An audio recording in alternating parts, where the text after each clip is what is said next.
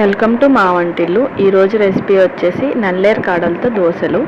ఇది ఎలా చేయాలో చూసేద్దాం. దీనికోసం ముందుగా ఒక కప్పు మినప్పప్పు, 2 కప్పుల బియ్యం తీసుకొని ఒక 2-3 టైమ్స్ వాష్ చేసుకొని ఇందులో వాటర్ వేసి నానబెట్టుకోవాలి. ఇవి ఇలా పక్కన పెట్టేసి ఒక 3-4 అవర్స్ నానిపోతాయి. దీని తర్వాత నల్లేరు కాడలు ఇలా చూపించిన విధంగా కట్ చేసుకొని ఇవి చిక్కుడుకాయలకి మనకి తీస్తాం కదా, అలా లైన్స్ వస్తే అవి తీసేసుకోవాలి. అవి తీసుకొని ఇవి కూడా ఒక దాంట్లో వేసుకొని పక్కన పెట్టుకోవాలి.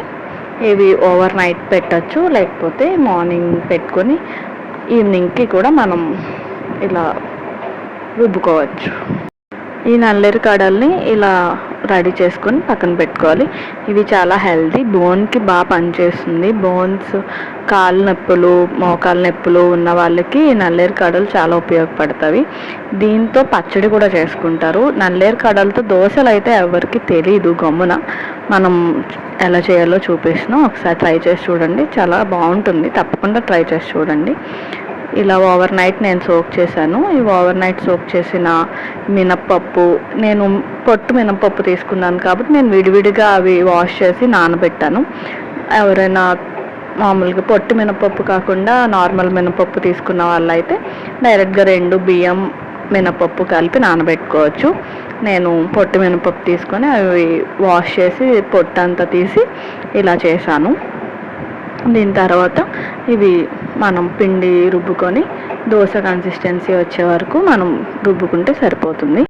ఇప్పుడు మనం పల్లి చట్నీ ఎలా చేయాలో చూసేద్దాం. దీనికోసం ముందుగా ఒక కడాయి పెట్టుకొని స్టవ్ ఆన్ చేసుకొని ఒక 3 టేబుల్ స్పూన్ వరకు ఆయిల్ వేసుకొని, ఆయిల్ బాగా హీట్ అయిన తర్వాత అందులో ఒక 1 స్పూన్ వరకు జీలకర్ర వేసి అది ఒక ఫ్యూ సెకండ్స్ ఫ్రై అయిన తర్వాత అందులోనే ఒక 5 to 6 మిర్చి అండ్ ఒక 2 రెమ్మలు కరివేపాకు కూడా వేసుకొని అవి ఫ్రై అయిన తర్వాత అందులోనే పల్లీలు కూడా వేసి బాగా ఫ్రై అయ్యే వరకు ఉంచాలి. పల్లీలు కూడా బాగా ఫ్రై అవ్వాలి, అప్పుడే టేస్ట్ బాగుంటుంది. అవి బాగా ఫ్రై అయిపోయిన తర్వాత ఇందులోనే ఒక 4 టేబుల్ స్పూన్స్ వరకు వేపిన శనగపప్పు కూడా వేసుకొని ఇందులోనే ఫ్రై చేసుకోవాలి. అవి కూడా బాగా ఫ్రై అయిన తర్వాత ఈ వెల్లుల్లిపాయలు కూడా ఇలా వేసుకొని ఫ్రై చేసుకోండి. ఇవి కూడా కొంచెం ఫ్రై అయిన తర్వాత స్టవ్ ఆఫ్ చేసి అవి కూల్ అయిన తర్వాత మిక్సీలోకి తీసుకొని మిక్సీ పట్టేసుకోవాలి. మనకు కావాల్సిన కన్సిస్టెన్సీ వచ్చే వరకు సాల్ట్ యాడ్ చేయండి. సాల్ట్ యాడ్ చేసి మనకు చట్నీ ఎలా కావాలని, కొంతమంది గట్టిగా ఇష్టపడతారు, కొంతమంది కొంచెం పలుచగా ఇష్టపడతారు.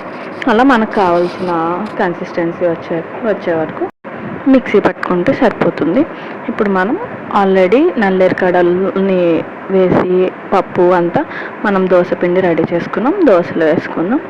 నల్లేరు కాడలతో దోశ అండ్ పల్లి చట్నీ రెడీ అయిపోయింది. ఎంతో టేస్ట్గా ఉంటే ఒకసారి తప్పకుండా ట్రై చేసి చూడండి. ఇది హెల్త్కి కూడా చాలా మంచిది. ఒకసారి ట్రై చేసి ఎలా ఉందో కామెంట్ సెక్షన్లో చెప్పండి. Thank you for watching. Please subscribe.